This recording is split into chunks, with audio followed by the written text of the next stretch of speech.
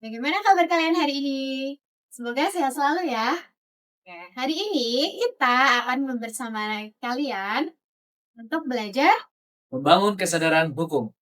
Perkenalkan, Ibu Gusti Winahari sebagai guru Pancasila, ditemani Radit.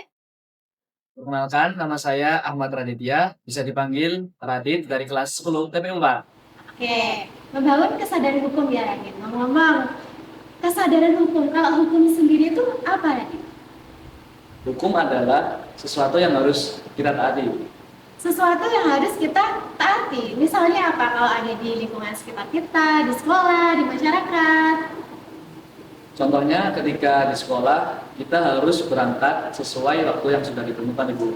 Oke, kalau selain itu, misalnya apa lagi? Misalnya saat di kelas. Saat di kelas kita mempunyai peraturan yang harus ditaati. Yang pertama seperti contohnya tidak tidur di kelas, dan yang kedua tidak membuang sampah di sekolah. Oke, nah itu adalah contoh-contoh dari penerapan hukum. Nah, bagaimana sih kita membangun kesadaran hukum? Biar lebih jelas ya, kita lihat dulu nih gambar yang ada di layar. Menurut Radit, yang ada di layar itu sebuah kondisi seperti apa, Radit? Boleh dijelaskan ke teman-temannya? Ya, jadi gini Bu, di gambar tersebut ada seorang pengendara motor di lampu merah Ibu. Namun di sini ada sebuah kejanggalan Bu. Kejanggalan, apa itu? Apa yang kurang dari gambar? Itu berada di plat nomor sepeda motornya. Oke, plat nomornya tidak ada.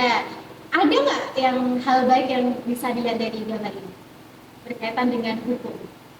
Hal baiknya di sini eh, pengendara motornya sudah ada yang menggunakan helm Bu. Ya, betul sekali. Sudah memakai helm, berarti dua pengendara ini untuk kesadaran hukumnya sudah terlihat mulai terlihat belum, Radit?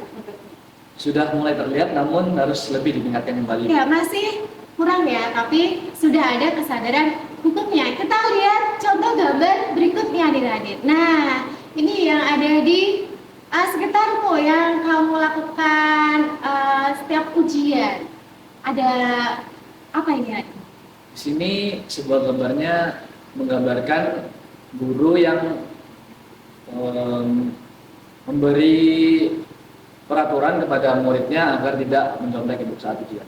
Oke, untuk tidak mencontek saat ujian. Pernah nggak ini Radit menemui teman yang mencontek saat ujian? Pernah Ibu? Pernah, wah sangat disayangkan ya. Itu pada saat apa? Waktu saat sedang ujian pendidikan Pancasila Ibu. Waduh, pas pendidikan Pancasila ya. Oke, waktu kamu menemukan temanmu mencontek nih, sedangkan kamu belajar semalam, tiba-tiba ada temannya yang mencontek, apa yang kamu lakukan? Yang pertama yang saya lakukan adalah melihat lalu menegur siswa tersebut Ibu agar kedepannya tidak mengenai hal tersebut Ibu. Oke, tepat sekali. Nah, Radit ini adalah contoh siswa yang menyadari adanya hukum, kesadaran hukumnya Radit ini bagus ya. Mengingatkan temannya untuk tidak mencontek, kemudian jujur pada saat ujian. Nah, dengan Radit memberi nasihat kepada temannya, berarti upaya Radit untuk memberikan kesadaran hukum pada teman-temannya Radit nih. Oke, selanjutnya. Selanjutnya nih Radit, ada gambar anak-anak pelajar, di situ ada rambutnya yang dijambak, wah ngeri sekali ya Radit ya. Itu gambar apa Radit? Menurutmu bagaimana kondisinya? Di gambar tersebut menunjukkan kondisinya ada salah satu siswa yang sedang dibully. Oke, kemudian ada yang menertawakannya juga. Pernah nggak ya Radit menemui atau pengalamannya Radit pernah melihat seorang teman yang dibully seperti itu? Pernah? Pernah Ibu. Oke, boleh diceritakan lagi. Jadi waktu itu ada seseorang murid Ibu Ya, yang memiliki perbedaan ras Ibu. perbedaannya. Oke, Contohnya pada saat di kulitnya Ibu. Oke, perbedaan karena Warna kulit. kulit Ibu. Oke, ada yang mengatakan kulitnya hitam. Seperti itu, rambutnya keriting itu termasuk tidak tindak pembelian bukan? Termasuk Ibu karena perilaku tersebut dapat merusak mental seseorang dan dapat merusak rasa kepercayaan diri. Iya, betul sekali. Nah, Untuk pelaku-pelaku bullying nih, berarti mereka ini belum sadar adanya hukum peraturan yang di sekolah kita ini, di SMK Penerbangan ini ada sebuah peraturan yang tidak boleh adanya kasus-kasus, pembulian. ya tidak boleh adanya pembulian. Kemudian kalau melanggar nanti akan mendapatkan sanksi. Nah, oke. Pada saat Radit nih melihat temannya sedang dibully, dikatain kulit hitam, rambutnya keriting, apa yang Radit lakukan? Yang pertama yang saya lakukan adalah yaitu melerai siswa tersebut, dan kepada siswa yang membuli korban tersebut akan saya berikan arahan dan perbaikan agar sikapnya bisa lebih baik ke depannya. Nah, bagus ya. Ini contoh yang diberikan Radit sudah bagus, menasihati temannya, kemudian mendampingi korban bully. Oke, selanjutnya nih Radit. Ada satu contoh lagi, ini terakhir. Ada dua perbedaan yang sangat jelas di sini. Bisa dijelaskan Radit? Yang Bisa, Ibu. Sebelah yang laki-laki dan yang perempuan. Oke, boleh dijelaskan. Pada gambar di sini, Bu, pada siswa yang laki-laki di sini menunjukkan bahwa dia sedang belajar, Ibu, sedang membaca buku. Namun di sebaliknya, pada siswa perempuan ini melakukan hal yang negatif, yaitu adalah meminum minuman yang keras. Oke, kita kaitkan dengan tema kita hari ini tadi, membangun kesadaran hukum. Ada dua gambar, yang satu sedang rajin belajar, yang satu sedang melakukan tindakan yang negatif. Kita lihat di SMK Penerbangan ini, ada nggak peraturan dilarang membawa hal-hal, benda, peralatan yang bersifat negatif? Ada, Ibu. Ya, tidak boleh membawa minuman beralkohol, senjata tajam, dan yang lainnya. Oke, ada nggak setiap pagi itu dicek barang bawaannya, di tas siswa itu membawa apa, atau di jok motornya itu membawa apa? Ada nggak Randy di sekolah? Ada, Ibu. Setiap pagi siswa SMK Penerbangan ketika sudah parkir pasti akan dicek oleh siswa tatip untuk terkait hal-hal barang bawaan yang seharusnya tidak dibawa sekolah. Oke, tujuan sekolah melakukan pemeriksaan tas, jok itu supaya apa lagi? Supaya agar bisa membangun kesadaran hukum yang lebih baik. Iya, membangun kesadaran hukum. Jadi dimulai dari lingkungan sekitar kita, dimulai dari diri kita sendiri. Oke. Selanjutnya nih Radit, dalam membuat sebuah peraturan hukum itu tentunya ada unsur-unsurnya, ada 4 unsur nih. Yang pertama ada unsur apa Radit? Peraturan mengenai tingkah laku manusia, ya. Oke, mengatur tentang tingkah laku manusia, bagaimana manusia itu bersikap terhadap sesama, kemudian terhadap lingkungan juga.